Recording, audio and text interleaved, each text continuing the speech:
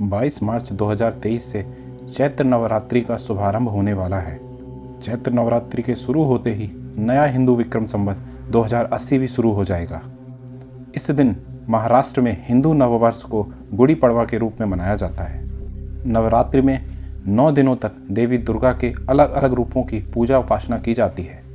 नवरात्रि के पहले दिन यानी चैत्र शुक्ल पक्ष की प्रतिपदा तिथि पर कलश स्थापना के साथ देवी की आराधना शुरू हो जाती है।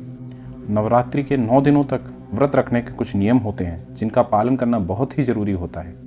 आइए इस वीडियो में जानते हैं नवरात्रि के 9 दिनों में देवी के 9 स्वरूपों और उनके प्रिय भोग के बारे में। कलश स्थापना के साथ ही प्रथम दिन माँ शैलपुत्री की पूजा अर्चना की जाती है और माना जाता है कि माता शैलपुत्री हिमालय की पुत्री हैं, इसीलिए इनको सफ़ेद रंग बेहद प्रिय है।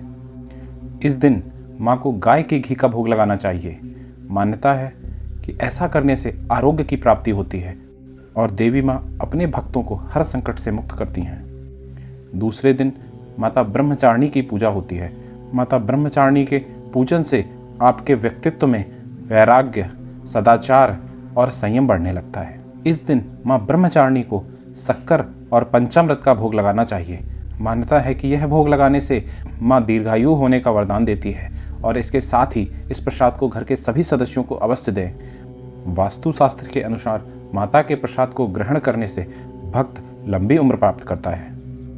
तीसरे दिन माता चंद्रघंटा की पूजा की जाती है और कहा जाता है कि माता चंद्रघंटा की पूजा अर्चना से मानव सांसारिक कष्टों से मुक्त हो जाते हैं। इस दिन माँ चंद्रघंटा को दूध से बनी हुई मिठाइयाँ, खीर आदि का भोग लगाएं, जिससे माता चंद्रघंटा अधिक प्रसन्न होती हैं। मान्यता है कि ऐसा करने से धन, वैभव व ऐश्वर्य की प्राप्ति होती है।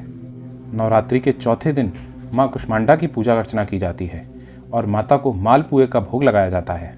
माता के लगाए हुए भोग को ब्राह्मणों को दान करना चाहिए और घर के सभी सदस्यों को अवश्य ही ग्रहण करना चाहिए। ऐसा करने से बुद्धि का विकास होता है और मनोबल भी बढ़ता है। 5वें दिन माता स्कंद माता की पूजा की जाती है और माता को केले का भोग चढ़ाया जाता है। कहा जाता है माता को केले का भोग लगाने से सभी शारीरिक रोगों से मुक्ति मिलती है और बच्चों के करियर के लिए भी बहुत अच्छा होता है। नवरात्रि के 6ठे दिन माता कात्यायनी की पूजा की जाती है और माता कात्यायनी को भोग के रूप में लौकी, मीठे पान और शहद को चढ़ाया जाता है। ऐसा करने से आकर्षण शक्ति में वृद्धि होती है और नकारात्मक ऊर्जा घर से समाप्त होती है। नवरात्रि के 7वें दिन माता कालरात्रि की पूजा अर्चना की जाती है। माता कालरात्रि शत्रुओं का नाश करने वाली हैं। इस दिन देवी कालरात्रि को गुड़ से बनी हुई वस्तुओं का भोग लगाना चाहिए।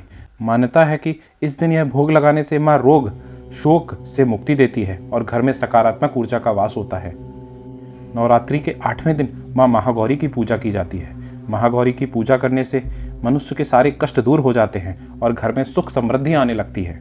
माता महागौरी को नारियल का भोग बेहद प्रिय है, इसीलिए नवरात्रि के 8वें दिन भोग के रूप में नारियल का भोग चढ़ाएं। इससे आपको मनोवांछित फल प्राप्त होगा और घर में कभी भी धन धान की कोई भी कमी नहीं होगी। नवरात्रि के 9वें दिन माता सिद्धिदात्री की पूजा की जाती है। देवी सिद्धिदात्री को घर में बने हलवा पूड़ी और खीर का भोग लगाकर कन्या पूजन करना चाहिए। मान्यता है कि ऐसा करने से भक्तों की सभी मनोकामना पूर्ण होती हैं।